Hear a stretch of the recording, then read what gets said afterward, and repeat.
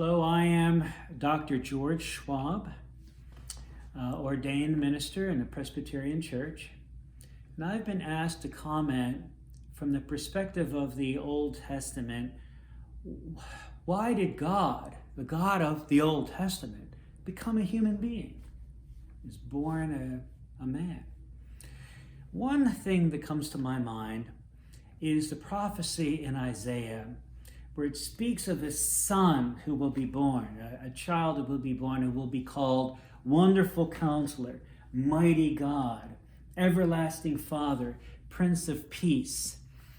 The interesting thing about that is that these titles were titles that were used by Assyrian kings that had divine elements to them, pointing away from themselves to God.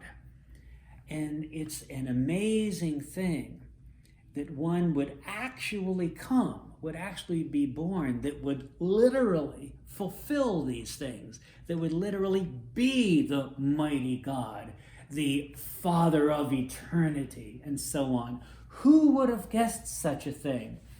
And yet the Old Testament is full of anticipatory comments like that keep yearning towards such a thing. It's like God promising David that he would be in a father-son relationship to David. David being basically God's adopted son and all of David's descendants. Who would have guessed that someday it would be more than that, but it would be God's only begotten son who becomes the king of Israel?